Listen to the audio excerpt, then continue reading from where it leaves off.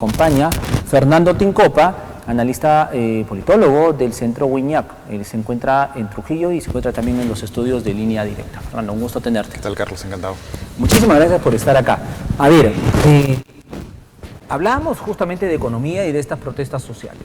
En estos momentos estamos en una tensa calma, pero ya en los próximos días se habla de paralización de un sector del magisterio que quiere frustrar el inicio de clases, se habla de una nueva toma de Lima, en fin, ¿cómo ves esto? ¿Crees que van a tener la misma repercusión del año pasado de diciembre o ya como que la tensión se está un poco tranquilizando? No, lo que hemos podido mapear con la data y el seguimiento diario de las acciones de protesta a nivel regional y la expansión que han tenido en provincias, regiones, y en indicadores como bloqueos de carretera, acciones de protesta, movilizaciones, concentraciones, que la Defensoría ha estado registrando, es que esta segunda etapa o tercera etapa de las protestas definitivamente va a ser distinta a la anterior. No va a tener la misma intensidad, pero no por ello va a implicar su desaparición. Probablemente la nueva forma de la protesta pase a una fase modo oleaje, en la que se priorice muchísimo más la estrategia de no sostener protestas continuas diariamente, sino en intervalos, como lo que ha ocurrido en Puno el último fin de semana con la tregua que hicieron de 48 horas. Es decir, se les hace más difícil cada vez al movimiento sostener continuamente bloqueos y paros en provincia, y probablemente estos sean más dosificados con el tiempo, pero sostenidos en el corto plazo. Prolongados en el tiempo. Ahora, pero el impacto... El impacto probablemente sea significativo, menor al anterior, pero significativo. Hay una incertidumbre muy grande.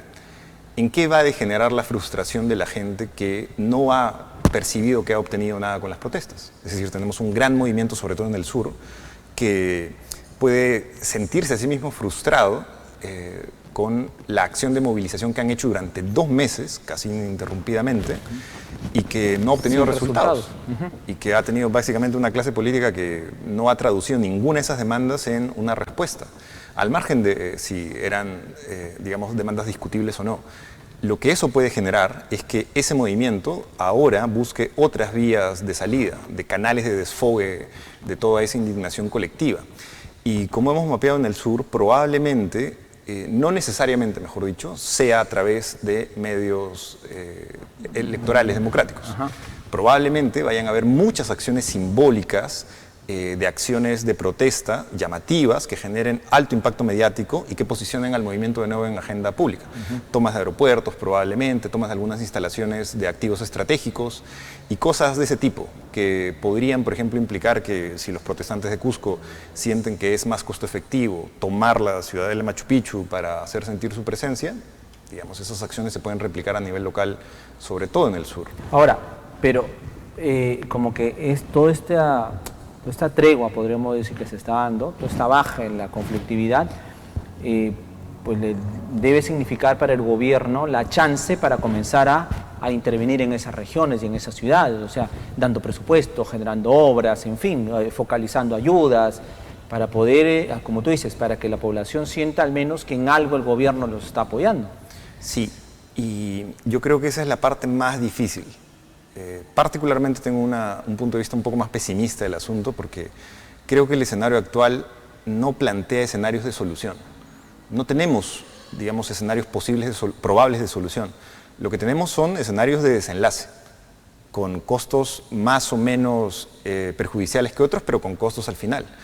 El gobierno no está traduciendo en respuesta, por ejemplo, las demandas de los ciudadanos, porque aun cuando quisiera, no hay voceros con quienes sentarse a discutir y a negociar las propuestas. El propio presidente regional de Puno y otros más les están cerrando las puertas, no hay voceros de los movimientos sociales, no existe tampoco una contrademanda de acción social, es decir, el movimiento no está pidiendo hospitales, no está pidiendo que le arreglen el servicio de salud, de educación, son demandas políticas, y ahí es en donde el gobierno parece ser que no va a ceder. Entonces nos encontramos en un punto muerto que probablemente extienda más el descontento social y termine degenerando en algún otro tipo de desfogue social. Correcto. Ahora, la salida para muchos fue el tema del adelanto de elecciones. Pero queda clarísimo que estos congresistas no quieren irse, no quieren aprobar un adelanto de elecciones. Estaba programado para mañana un pleno que ve el tema, ya presentó Montoya una reconsideración. O sea, por el Congreso parece que no va la salida. Y yo lo señalé en el momento en el que en diciembre del año pasado el Congreso votó en una primera instancia, en una primera votación, por 94 votos, la aprobación del adelanto. Eso no implicaba una segunda votación a favor, y creo que lo conversamos contigo también, porque habían muchos intereses de por medio.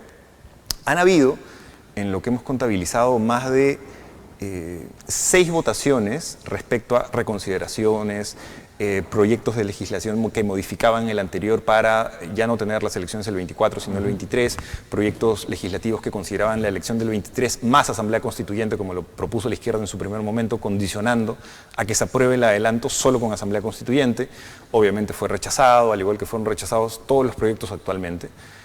Y yo veo prácticamente improbable que el adelanto de elecciones se pueda concretar para el 2023. La única opción, si es que se decide en la votación próxima aprobar el adelanto de elecciones, sería para el 2024, y ese escenario también es bastante improbable, porque no existe la coalición suficiente en el Parlamento para unificar en un mismo sentido a los grupos de derecha, centro e izquierda que junten los 84 votos como mínimo. No existe una coalición y existen más bien grupos con poder de veto.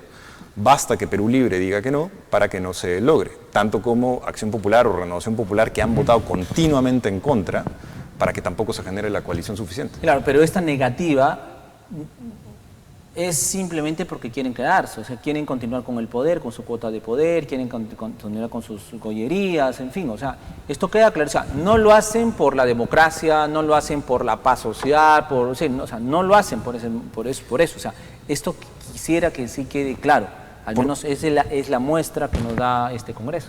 Por supuesto, yo creo que nunca antes, más que en este momento, la clase política ha mostrado un nivel de cinismo, en la mejor de las definiciones de cinismo, de voluntad política. Este ciclo en el que nos encontramos quizás sea la expresión máxima del desapego y la falta de empatía que existe entre los representantes políticos y su población. Y no es exclusivamente de un sector ideológico, sino del común denominador de todos los congresistas, el desentender. De hecho, las expresiones que tienen los congresistas de derecha, los congresistas de izquierda, son abiertamente ofensivas contra lo que un gran sector de la población podría esperar de sus líderes. Pero decir estas cosas es un poco más como describir lo evidente. La pregunta sería, ¿qué de esto no puede ser previsto luego? Y aquí es en donde existe una discusión importante entre darle a aquel que tiene la capacidad de definir las reglas de juego la opción de cambiarlas. Ya nos han demostrado que evidentemente no va a ocurrir por cuenta propia. Y quizás el único escenario en el que esto se pueda forzar, si es que las protestas no degeneran en un escenario aún más caótico y si es que todo el clima de conflictividad social no degenera en otro tipo de demandas que, por ejemplo, produzcan e incentiven la elevación de un caudillo al poder o el surgimiento de líderes radicales o el tipo de un perfil político que a partir del populismo logre agrupar un discurso que polarice aún más la sociedad, son medidas paulatinas en el tiempo de corte de populismo. Es decir, la presidenta podría y debería considerar la posibilidad de renunciar si es que las protestas continúan en el nivel que están actualmente, y la nueva lógica de elección debería permitir, por ejemplo, la adopción de las inscripciones de los partidos que faltan y están aún pendientes de inscribirse. Porque si la idea del adelanto de elecciones es tener elecciones con la misma oferta política actual, es una condena segura a repetir el mismo escenario una vez más. Por lo tanto, nos planteas, quiero entenderlo, que si la presidenta Dina Boluarte renuncia, que el Congreso se quede, porque esa es la única posibilidad de que haga los cambios que se necesitan. Si la presidenta renuncia es la única manera de adelantar las elecciones, claro, obligatoriamente. El Congreso podría en estos meses definir algunas reformas que yo creo que no van a ocurrir para reformar los cambios, digamos, necesarios y más obvios para esto. El punto aquí es, quizás haya muchas expectativas en que todo se cambie en un solo momento. Y lo que yo digo es, no se va a cambiar en un solo momento, son momentos periódicos. La renuncia es un primer paso, la convocatoria de elección podría ser un segundo paso, y la conformación de un nuevo Congreso con la demanda de reformas para una siguiente elección nos provee más o menos que un escenario de cambio, estamos hablando de en los próximos 5 a 10 años, la conformación de un grupo que tenga como condición de elección el hecho de hacer reformas que permitan una siguiente elección con filtros para personas procesadas por corrupción, terrorismo, narcotráfico, impedimentos de postulación para sentenciados, cosas que mejoren la calidad de la oferta política. Efectivamente, la bicameralidad, en fin, todo lo que pueda venir de detrás. Sin embargo, algo hay que hacer en estos momentos, ¿no? O sea, y acá también esto involucra a los gobiernos regionales y locales, ¿no? O sea, ellos también son parte del pleito nacional, o sea, ellos no están aislados, ¿no? O sea, los gobiernos regionales y municipales pueden también estar ya generando cambios que tranquilicen a los ciudadanos, ¿no? O sea, el bienestar en un primer momento en ese nivel del Estado. Y es ahí donde también cuando la discusión nacional acapara, digamos, el foco de atención pública, los gobiernos regionales, que son los encargados directamente de resolver los problemas del día a día de las personas, se alejan un poco de la pantalla y su tarea es totalmente relevante. Particularmente el 4% solamente de inversión en estos 2 primeros meses, o sea... No, el año pasado fue un desastre también. Sí, o sea... Y sobre todo los gobiernos que tienen un alto índice de canon minero ejecutan muy poco. El año pasado, distritos como Megantoní en Cusco, por ejemplo, tenían el 40% de la ejecución presupuestal hasta septiembre. Es menos de la mitad y es absurdo para un distrito que tiene un presupuesto de 53.000 soles por persona anual. Y tantas necesidades. Y tantas necesidades. Es decir, estamos hablando de menos de un sereno por cada 1.000 habitantes. No recogen la basura diariamente, no tienen capacidad para administrar siquiera locales de recreación o algún servicio al ciudadano, al adulto mayor. Es también absurdo la calidad de gestión que encontramos en los gobiernos regionales y locales. Sobre todo cuando los que entran a la administración pública no tienen ninguna idea de la capacitación que se necesita para ejercer labor pública. No saben ni siquiera lo que es el CIAF.